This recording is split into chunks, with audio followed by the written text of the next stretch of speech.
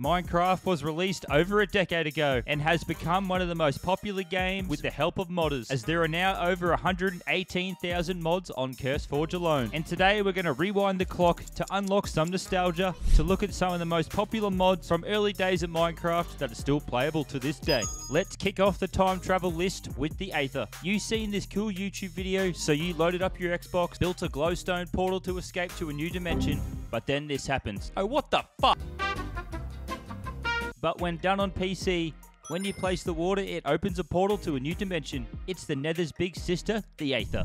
This dimension is up in the sky, filled with floating islands, lots of new life, blocks, ores, and plenty more. Upon coming to this beautiful world, you are greeted by cute new animals, like pigs and cows with angel wings, but be careful when admiring them. Slimes up here act like vans giving out free candy, and will pick you up as a hostage and jump with you only to unalive bomb itself back to the earth, and you'll take some slight damage. Oh, and watch out for these little tornadoes. They will not hesitate to send you to Satan's doorstep and yeet you into the abyss. There is also 3 new dungeons to stumble across. Just like the Olympics, we have the bronze dungeon, the silver dungeon, and the gold dungeon. Each dungeon will have its own set of mobs in there ready to eat you out. The silver dungeon floats up in the sky and will have the worst mob created, the Mimic. So be careful when opening chests, as this is no ordinary chest. It is a Steve-eating chest, only wanting to snack on that booty. And the Valkyrie also lurks around here, just trying to give you jump scares. And you don't want to go around punching the Valkyrie. You can also do little side quests with the Queen Valkyrie, or battle her in a duel.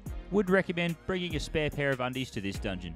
The bronze dungeon is located in the land. You will stumble across a cave the size of your mum, so you enter, and after a long walk you stumble across a room with a big cube, and his name is Slider because he slides. So you give it a slap and it starts attacking you. But your mummy didn't raise a wimp, so you attack that cube back and beat it, and declare victory over the cube cave. And lastly, we got the gold dungeon. These dungeons spawn inside big island balls and look beautiful when walking around them. But when you enter, you see this dude staring at you, so you annoy him until he attacks you. And just like any normal boss, he shoots his weakness, the ice cubes, so you can slap them back at him and unalive him. But he will also shoot fireballs and release his minions to do his dirty work for him. So bring some armor in here with you. Each boss drops a secret key and opens a hidden room when you beat them, for a nice little victory gift. Along with all these cool features, there is also plenty of new armor and weapons to choose from and have fun with, so you can bring them into the overworld and slaughter all the normal villagers and mobs with.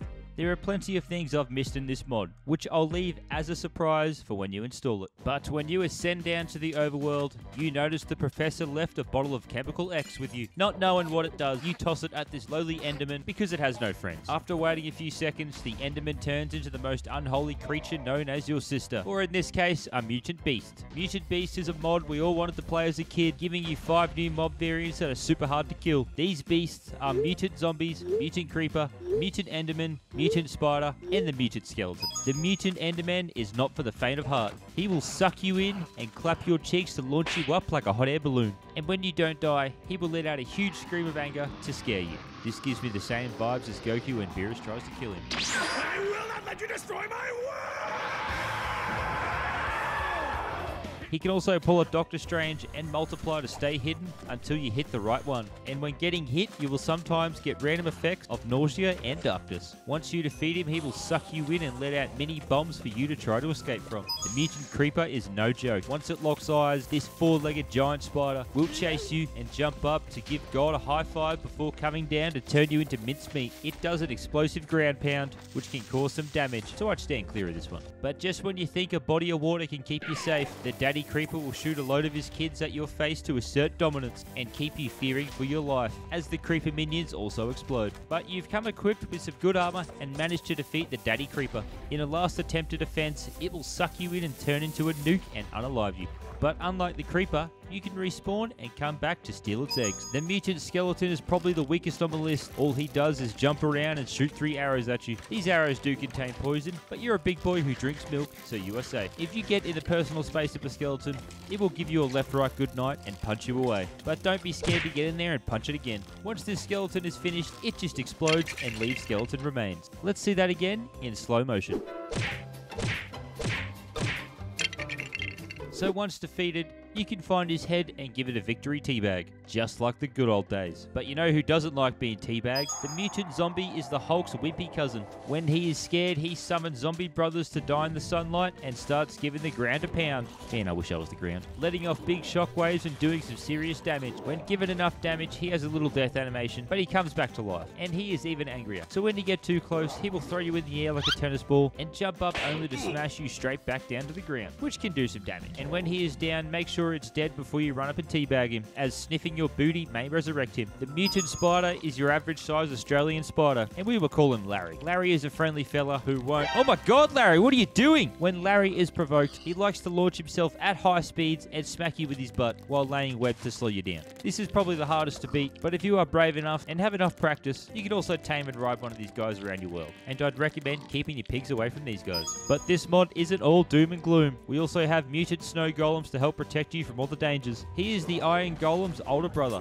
and he is here to protect. He leaves a snow trail so you don't lose him, and he launches big old ice cubes at any nearby threat to protect you at all costs. You also get cool items from the beast, such as Enderman's hands. You can now pick up grass blocks to throw around in case you don't have any weapons, or you can use them to stack blocks from a distance. You can also have hours of fun donking villagers on the head. You can also get a full body of skeleton armor, which gives off a nice little speed and jump boost, and it looks pretty damn cool, and you feel like Flash Gordon. There is also Hulk's hammer, so you can go around hammering villagers and mobs to show them who is boss. And we have the Creeper Shard, and the Creeper Shard gives off a POV of what your toilet sees after eating Taco Bell. It causes maximum destruction and makes farming mob food or defeating mobs much easier. Let's move on from maximum destruction and take a look at one of the first mod maps. Skyblocks will turn your survival skills up to 100. You start off with 3 basic items: ice cube, lava bucket, and a tree. You hurt the tree's feelings by punching the life out of it to harvest its body for tools that you need. And then with your ice cube and lava bucket, you make a cobblestone generator. But you are a bot like me and manage to turn the lava into obsidian. Oh, you piece of shit!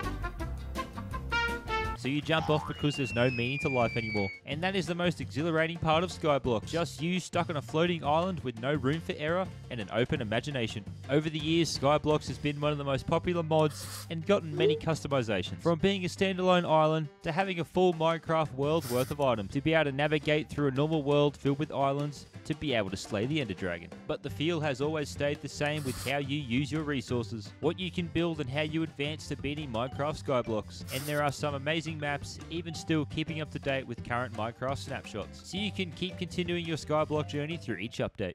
Do you like surprises? Well, back in 2015, the user Alex Socha, I am very sorry if I butchered your name, created a mod called Lucky Blocks, with a block design straight from Mario himself that suits perfectly. These lucky blocks come in many forms, ranging from good luck plus 80 to bad luck minus 80. You can find these blocks randomly spawning throughout your world and in every dimension, or you can just craft it and choose the amount of luck of your choice. But the greatest mystery from these blocks is what will spawn out of it. Will it be useful or try to kill you?